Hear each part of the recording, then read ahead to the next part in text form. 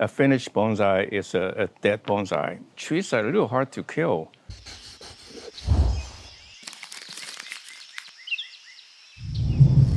Hi, I'm miltonchang of Bonsai Heirloom. So let me just jump to the questions Q&A right away.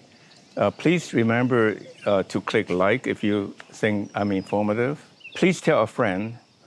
Our channel is very well received because it's a trusted site. So please tell a friend to add to our Bonsai Heirloom community and subscribe to our channel so that we can notify you of anything interesting, and then send us email address. We really want to create a community so that we can send you announcements for availability of material and what's happening, such as an interesting show or auction or anything like that. With that in mind, let me just jump to the Q&A. The first question is that, is a bonsai ever completed or is it an ongoing process? I think there's a term that a bonsai club use. A finished bonsai is a dead bonsai. So in some sense, the task of making continuous improvement in bonsai is never ending. And of course, we all got to go someday. And so you can pass on whatever bonsai you have. In bonsai club, they generally sell the bonsai to other club members so that they can continue the improvement of the bonsai. I think it's really good to pass on your bonsai as an heirloom to a family member because they will remember you with it. It's a constant reminder, when they see it, they think of you. And they think of the style, they kind of can relate to your mindset, your vision, what the tree would ultimately look like. So it's a kind of a really good feeling, kind of a gift to give your bonsai to somebody.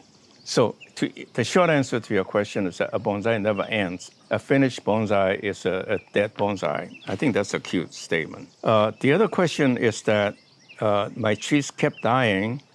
I have 2 trees growing that nicely. Should I leave them in the ground?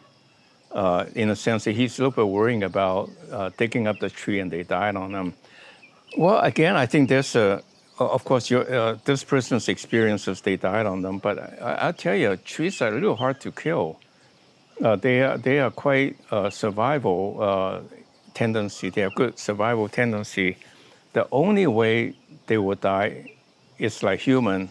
We die when there's no air, there's no water, there's no food. Aside from that, it's hard to die, So, yeah, I encourage to turn the trees into bonsai, either in the ground or in pots. So if you're worrying about dying, then I would dig the tree over time, like dig the roots a section at a time, and dig it up either in the from late fall on. If you're in a mild area, you can start late fall, let's say end of October. But if you live in a cold country, I would start cold places. I would say start in March when it's warming up so that the root ball will not freeze. And then when you put it in a pot, the only thing you have to remember is to never let the root ball dry out. And I'll talk more about that in another video. Aside from that, I think you will have fun put them in pots. On the other hand, you can train bonsai in the ground. I actually wind up doing both. I train my bonsai in the ground until they get pretty good size, and then I already have, in some sense, a pre-start of my bonsai.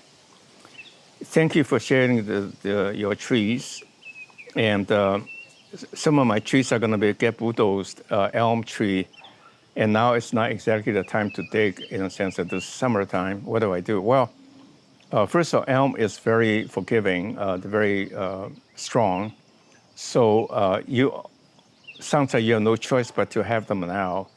And what I would do is cut off as much unnecessary branch as possible, at least minimize the amount of green, and then put it in a mixture that's really more used for cuttings. And according to the UC Davis, it's 1 part vermiculite and 1 part perlite. And keep it moist, never let it dry out. And I suspect your elm trees will survive. I envy you Good big stumps are really good material for bonsai because they get you a really big head start with a big trunk. Please do a video on how to minimize scar. I don't worry too much about scar because that's what it looks natural. So it becomes a question of how do I make my scar natural? To answer your question directly, what you can do is you can get a round branch cutter to eat into the branch so that it will heal with a nice round thing. On the other hand, I like to tear it so that it's an irregular shape. When it heals over, it looks very natural. And the third approach is really make them into gin. Let the tree have very many branches and cut it not to the end, but leave a little stump. It may shoot out to give you design opportunities. And if it doesn't, you peel the bark eventually or the bark will fall off. And that makes a very natural gin as you'll find in a natural tree. So don't worry about it. I think keep the tree natural is the principle. I have a lot of trees in my property. There's a lot of Virginia junipers. Some of them are over 100 years old. Some are very old anyway. And some are seedlings. Do you think they will survive if I dig them and make them into bonsai? Wow, what a trove of treasures, the old ones. Look for the interesting curves and let the little branch grow out to become big branches to complement the interesting trunk. And that's what I would do. Again, as a novice, I encourage to maybe dig them in the springtime. Work on it. Hey, by the way, if you're not too far within reasonable driving distance, I'll come and buy them from you. I'm near Stanford, so it's in the Bay Area. For that matter, anybody in the Bay Area or down to Los Angeles have any old material stumps in your garden, I'm happy to pay you for them and dig them up and get rid of them for you. Okay, the last question is that I have a Chinese tree that's yellow flower. I believe it came from China to the parents back in the 50s. Is it a good in a large pot? And so on and so forth. Well, I don't know how to handle your question. I mean, your question is so unspecific. Give me a little bit of a size and shape of the flower. Send me a photo or the leaf size. I think a photo is really the thing to do. From what you said, I don't think it's magnolia.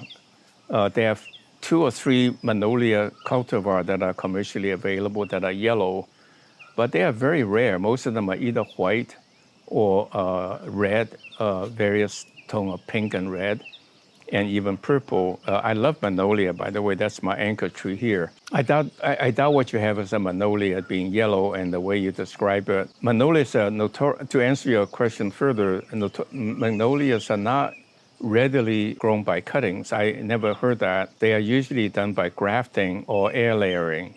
And so try air layering and send me a picture and I tell you what to do and help you identify what tree it is. And for that matter, I encourage you to go to your local nurseryman to find out. Take a branch, take a flower, whatever, to show them, and you will know for sure. Okay, that is all for this week. Please click like if you think I'm being informative, being helpful. I'd like to build a community, a bonsai heirloom community. Subscribe to our channel and tell a friend and send us their email address. These are my requests. I appreciate it. Thank you. See you next week.